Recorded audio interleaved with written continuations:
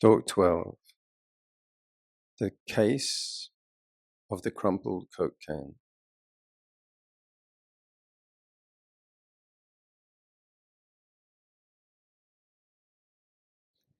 Of the crumpled Coke can.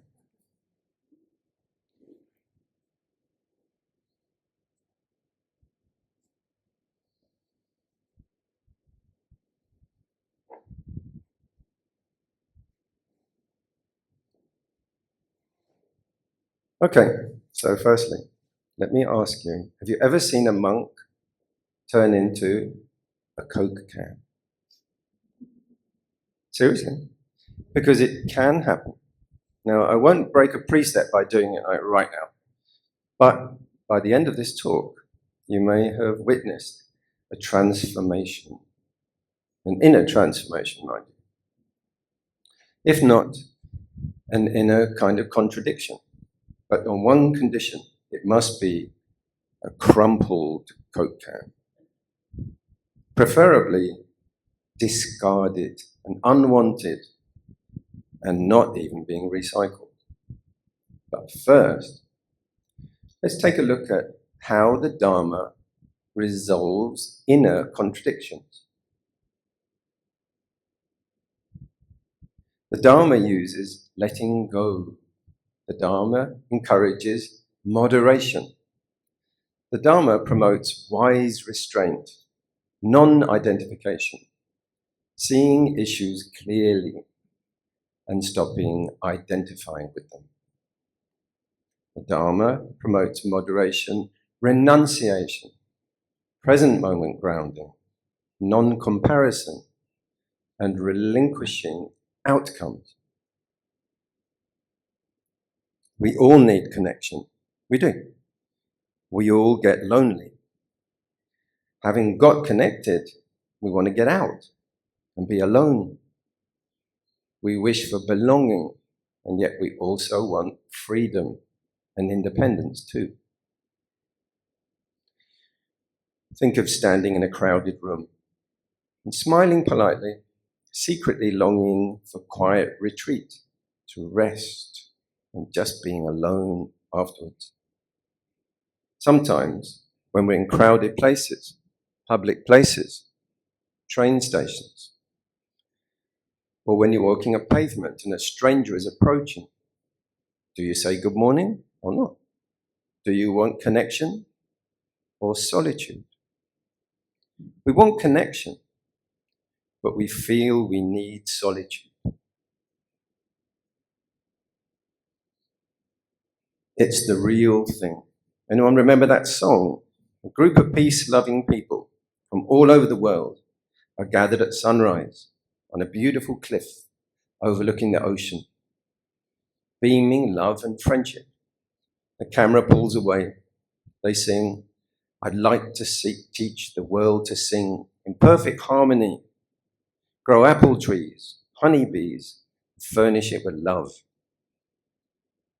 Okay, at this point, you probably think this talk is being sponsored by a fizzy drink company. Well, there's no truth in this.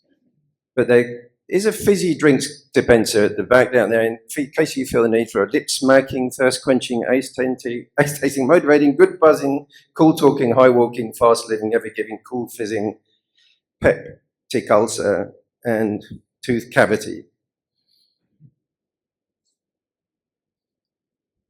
How does this phenomena show up in daily life? Well, think of these things. A person arrives at a group meal and they hesitate. There it is.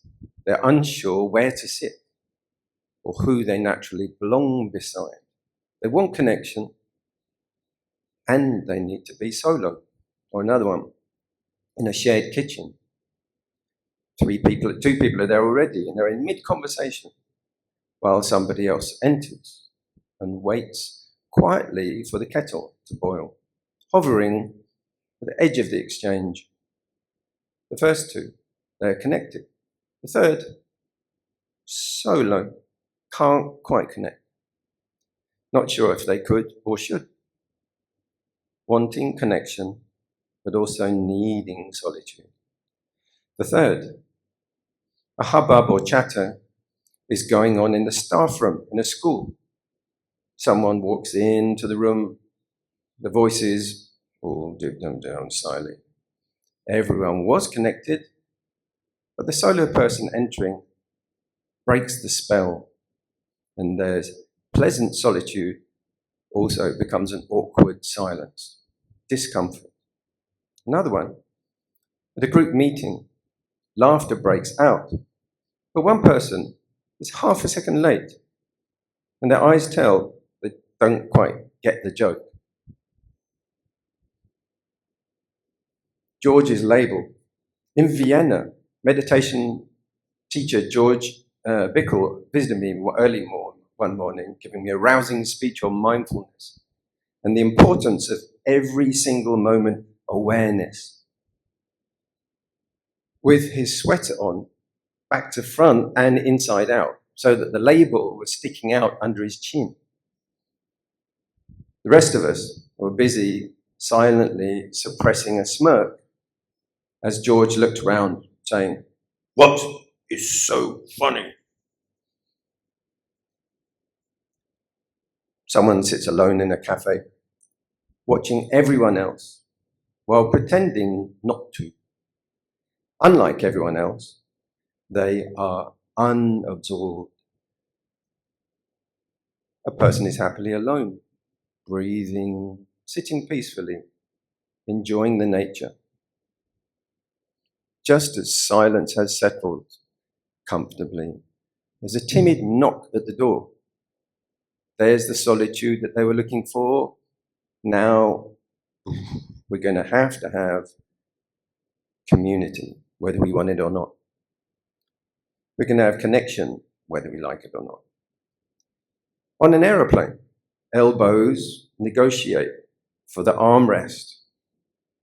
Ever done that before? It happens without words.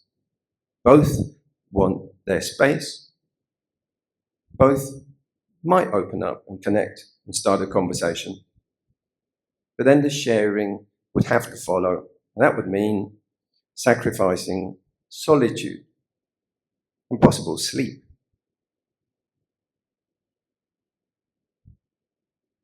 Sharing the seat rest, my night flight over Karachi. When I first ever long flight, me and my school friend were aged 21. We flew from London to Moscow to Karachi, Pakistan, to Bangkok to Manila. I'd never been on a night flight. Thus, I'd never seen the planet Earth from the sky at night.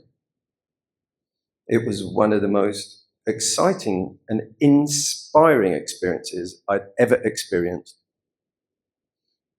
As we left Karachi at night, about to fly over India, we'd been given aisle seats away from the windows, and an Indian businessman, frequent flyer, was stuffed and squished into the seat next to the window.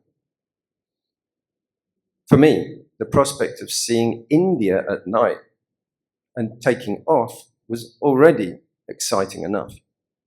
But then, as the airplane tilted for the first time, I saw an entire city lit up at night.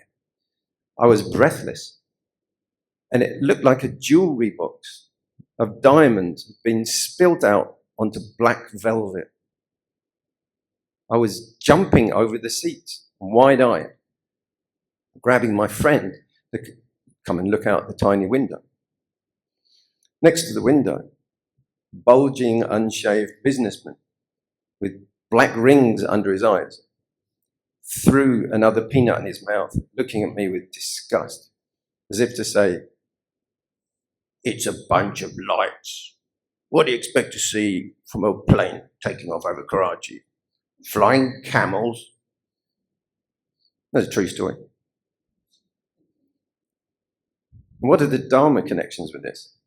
This wanting connection, but also needing solitude. Connect or open up. Privacy and minding my own business. Space or being friendly. Be focused or stop what you're doing. I don't know you versus common good manners, community spirit. Mindful introspection or unconditional love. Wise selective companionship or all-inclusive hospitality and metta. So the Dharma principle here is wise association and seclusion in balance. If we look in suttas, we find in Upada Sutta, Samyutta Nikaya 45, spiritual friendship is the whole of the body.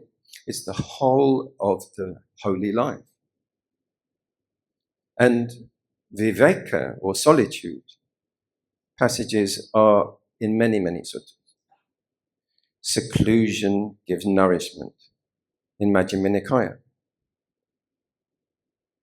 The Buddha praised good friendship. He praised it deeply, but himself would repeatedly withdraw into the forest alone. Community supports practice. Solitude deepens it. Both are part of the training. As human beings, we need one another for warmth and perspective. We need solitude for clarity and inner balance. We need wise companionship to support the path, and seclusion to deepen it. We need connection for belonging, and solitude for integration. We need others, and we need space to do our inner work. So wanting to belong, and also needing autonomy. How does the Dharma resolve such inner contradictions? Wanting to belong, but also needing autonomy. It's perfectly natural to want to be alone, or want to belong to a place, to be a member to a particular group or organization, and to have an affinity for a certain place or situation. But we also need autonomy. So what is autonomy? It's self-government, independence, sovereignty, freedom. We also need freedom from external control or influence. We need a balance between membership and independence. Clinging brings pain of separation, isolation, and a sense of being misunderstood, excluded, alienated. They just increase paranoia and neurotic imaginings. So perhaps we can look at the way the need is for intelligent and sensitive balance, not just one or the other in extremes, all about the group or all about isolation. Belonging involves attachment. We cling to places, cling to people. We cling even to clothes, to gadgets, to devices. We feel comfortable with a routine of foods and weather climates. Then there is freedom from attachment. Freedom not enslaved by attachment. Wanting connection, but also needing solitude. Wanting mutual friendly trust, but also needing emotional safety. So what is that? What is mutual friendly trust? Let me give you some examples. But before I do, quick tale. Sure? Okay, so late at night, a man wakes up. Rain is hammering down. Clock says 2 a.m. He hears a knocking on the door downstairs. His wife says, "Go and see what that is." So he reluctantly gets his coat on over his pajamas, leaves his warm, cozy bed. The knocking comes again. He puts the chain on the latch. He carefully opens the door a little bit. In the pouring rain, a man is there. The smell of alcohol is very strong as he slurs. Sorry, excuse me. Could you give me a push, please? Behind the door, the man replies, I'm sorry, mate. You're completely drunk. You shouldn't even be driving. No, I'm not getting involved. I'm sorry. But, there are some other houses along the way. Maybe they'll help out. He pushes the door clunk shut. Thuds back up the stairs. Grumpily, goes back to bed, switches out the light.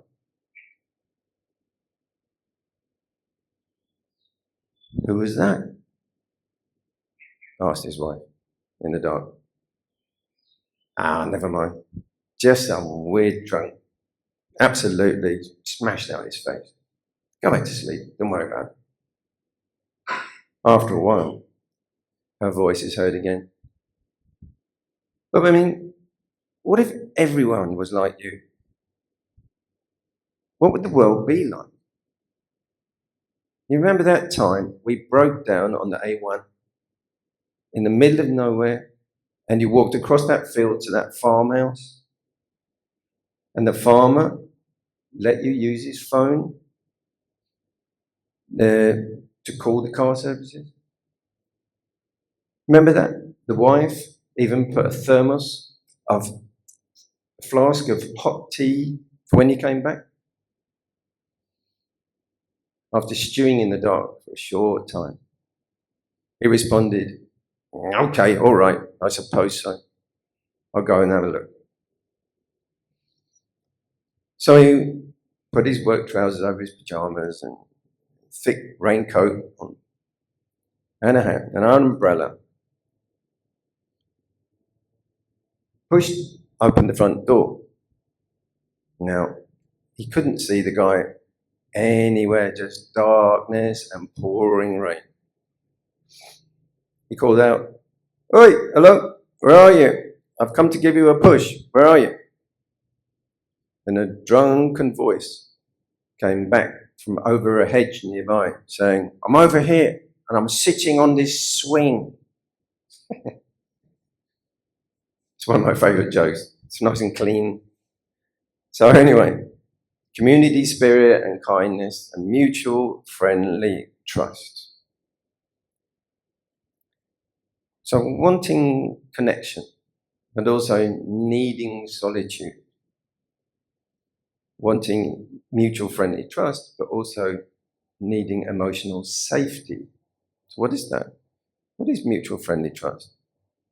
I'll give you 5 examples.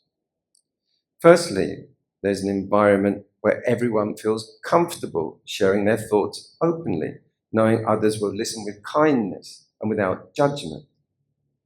Second, there's a setting where everyone trusts that their personal boundaries will be respected.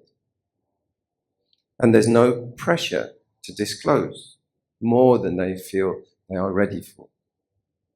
Thirdly, there's a relationship where each person knows they can rely on the other for honesty and constructive feedback without any hidden agendas. Fourthly, there's a shared understanding. When emotions or challenges are expressed, they will be treated with care and confidentiality. And lastly, a space where encouragement and support are given freely. And nobody there feels that they have to perform or prove themselves to earn that support. So this was mutual friendly trust. Mutual friendly trust. But we all need it to grow healthily, clear. Often we lack such places, such relationships. So we have to cultivate them, seek them out, develop them. Then we have to practice it for the benefit of others too, seeing how essential it is, and often quite rare in this life. And this is what we're saying. Wanting this is okay. It's normal. People want mutual friendly trust, but they also need emotional safety. So what is that? What is emotional safety? Let me give you 5 examples, show the kind of definition. What emotional safety might look like. It's perhaps feeling freed to express your thoughts and vulnerabilities without fear of ridicule or rejection. Secondly, knowing that disagreements can be discussed without escalating into personal attacks or threats. Another one, you can trust that your emotions will be met with empathy or understanding, even if someone doesn't fully agree. Emotional safety can be feeling safe to set boundaries and have them respected without guilt or retaliation. Another, being able to share mistakes or failures and still feel accepted and supported afterwards.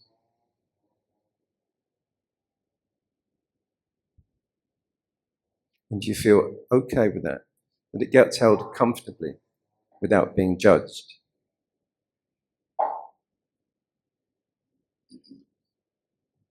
Hot foot in Manila. People can be very judgmental. I was once staying in Manila. I'd go out with my arms bulged, barefoot. I would walk along the road with a broad river on my right-hand side. Because of the river, I always knew where I was. Didn't get lost. One day, for variety and to have a go-see, I decided to cross a bridge over the river. I thought it'd be pretty easy enough. Once over the bridge, I could just turn right. As long as I'd walk along with the river on my right-hand side, I'll be fine. Eventually, I would see where I was staying over on the other side of the river and go along to the next bridge, over. Easy. On I walked. Many people thought I was a Christian monk, jumping up quickly to get an apple or some biscuits. Only after a while, they realized I was Buddhist. So on I walked, looking over the other side of the river for my home base. After a long walk, I started to sense something was up.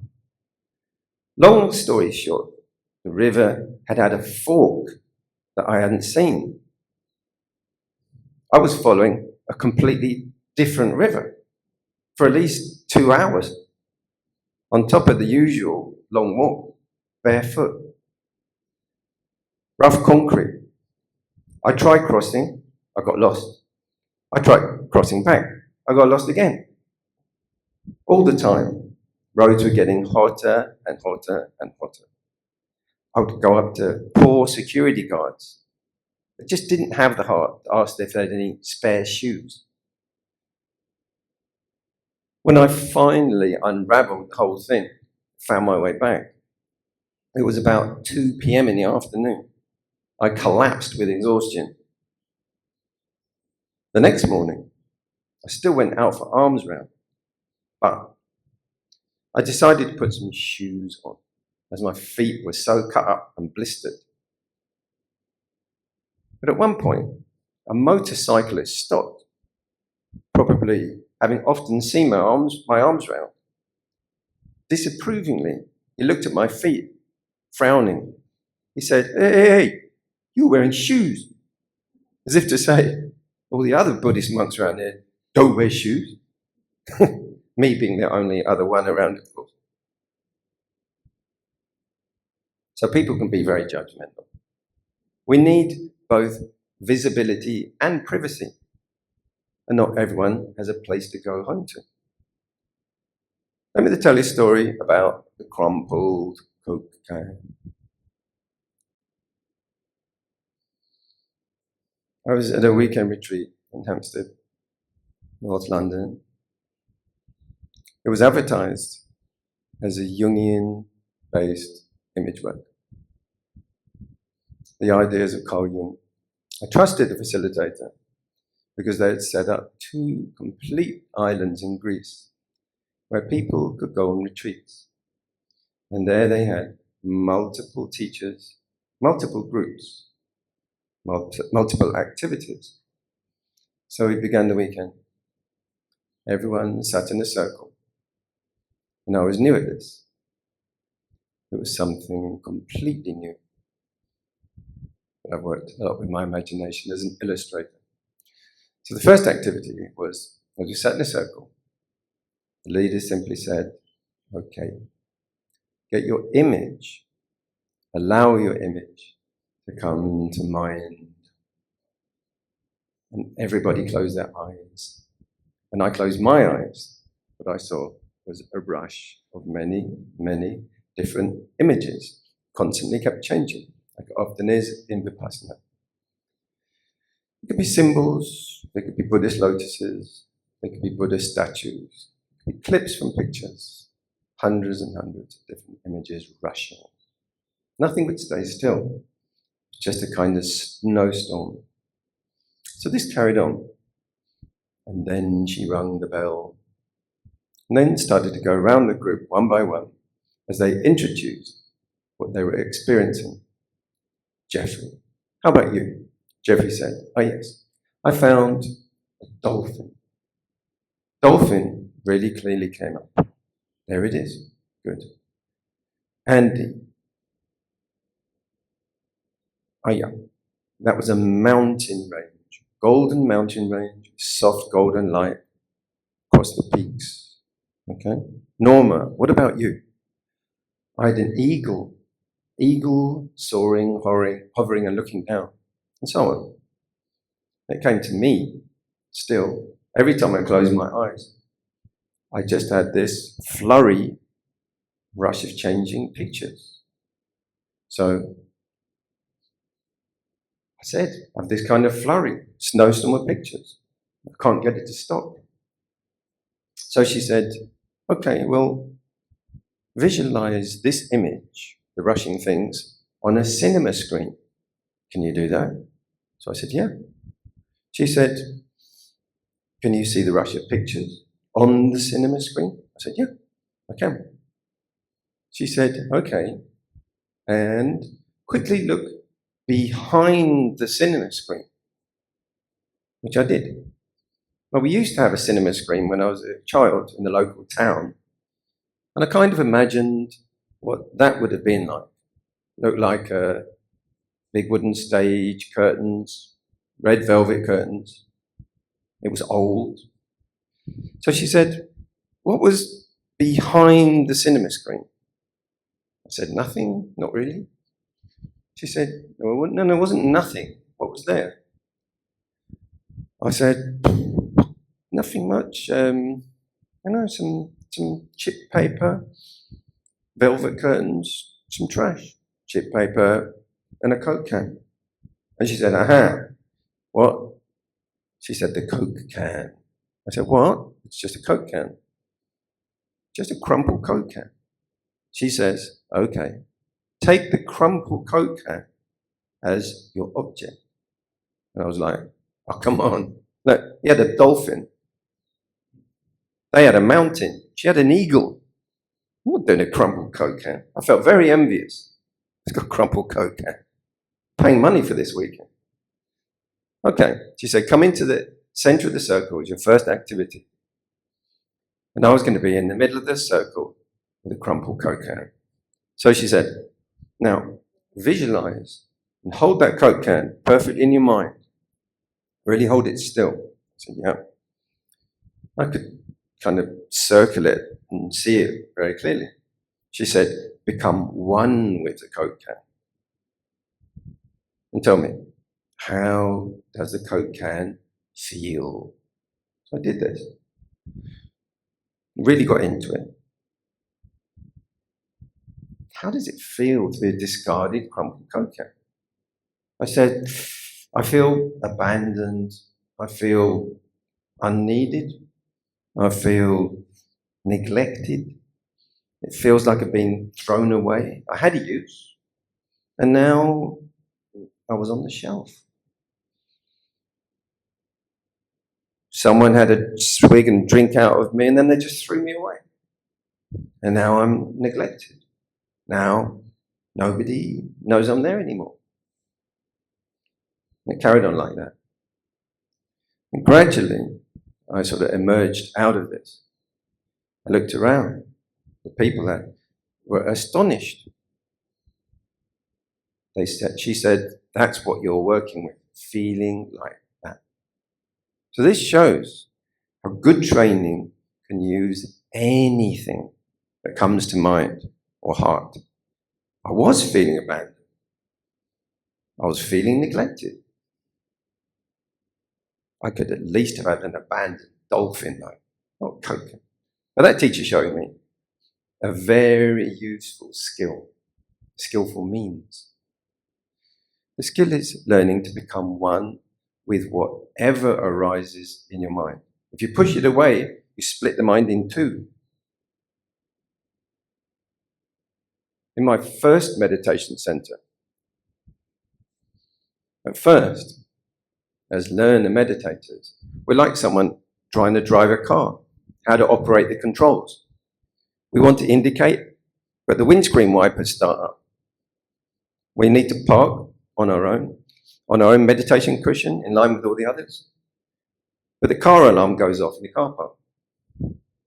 The lights go green, and we put the pedal down, and it jumps forward and stalls. We really need to introduce some kind of system with a large L plate on our rear bumper. In my first meditation center, when I'd had some highly imaginative things shoot through my mind, my inexperienced guide was terrified. He said, "Oh man, you got completely lost. You got lost, man. Don't ever do that again." He got really panicky. He was more afraid than I was when I had a highly active imagination. So wanting mutual friendly trust, but needing emotional safety.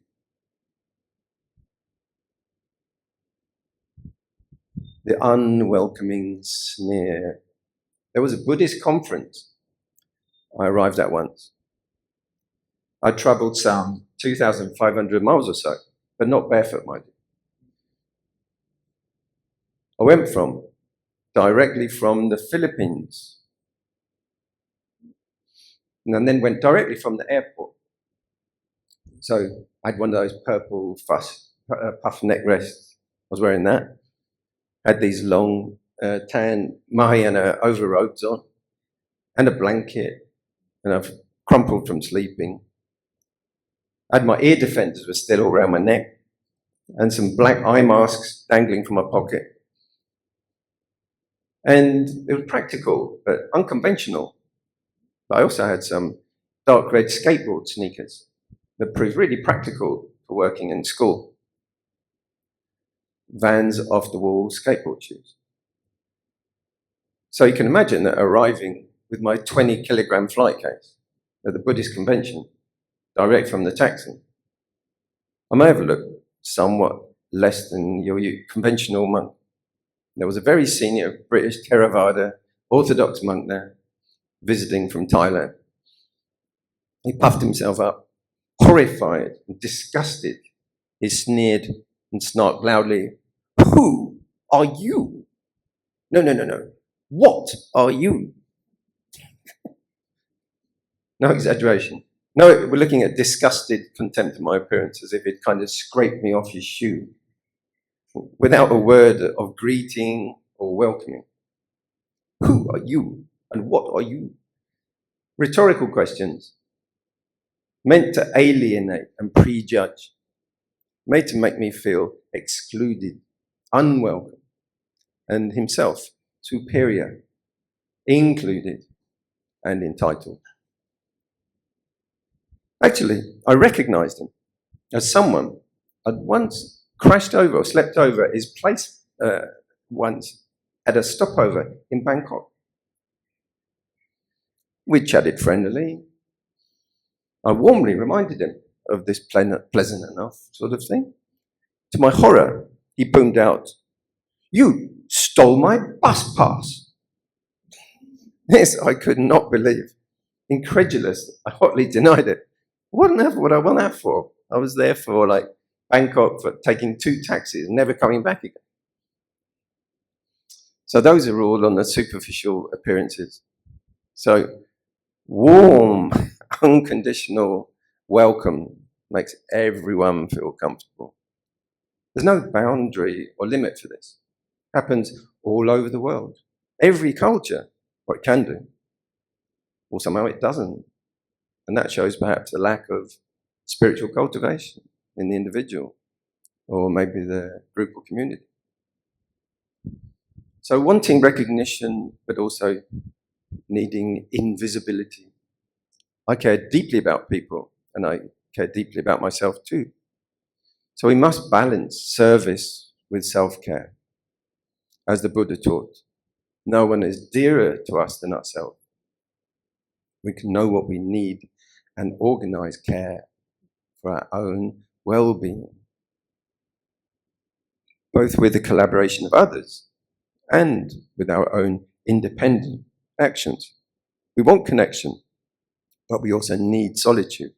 We want to be understood via expression, communication, but we also need to protect our inner world through self-containment. It's about expression and containment. Today we're exploring this kind of tension, the tension between belonging to others and belonging to ourselves, the tension between wanting community but also needing space to think independently. Paul Simon wrote, "And from the shelter of my mind, through the window of my eyes, my thoughts are many miles away. I know that I am like the rain. There, but for the grace of you, go I. I stand alone without beliefs. The only truth I know is you." Actually, that last one's a bit dependent kind of look. You remember the story of Patachara, who lost all of her family in a flash flood? Her infant children left on a riverbank, struggling to carry them across. And one was picked up, carried away by a large bird. The other drowned. Her parents' house, it turned out, collapsed, killing them all. Floods of grief, scattered, fragile, alone. Michael Stipe of REM wrote, "Life is bigger. It's bigger than you, and you are not me. I'm trying to keep up with you, and I don't know if I can do it. I know I've said too much. I haven't said enough." So we want community, but also need space to think independently. Between vulnerability, boundaries, we want support, but we also need self-reliance. And it's little acts of kindness and humour remind us of this.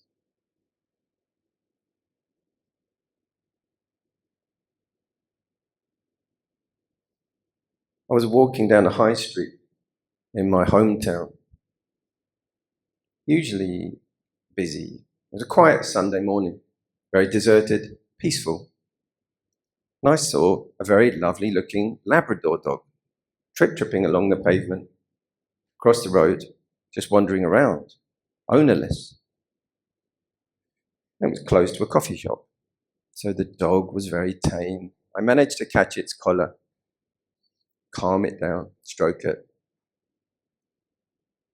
I noticed there was a little metal disc on its collar. Fortunately, it had a phone number on it. And I had my phone on me. So I phoned it up and said, "Excuse me, have you lost your dog?" She said, "Oh yes, where is he? He's got out again, has he?" I said, yes. She said, where are you? I said, down in the high street, just outside Cafe Rouge, a local coffee shop. She said, okay, wait there, I'll come and get him. While I was waiting there, to my surprise, a waitress, black and white costume, came out from the coffee shop. And she said, oh, hi, we saw what you did. Would you like a bowl of water? So I said, no, it's okay. I had a cup of tea before I came out.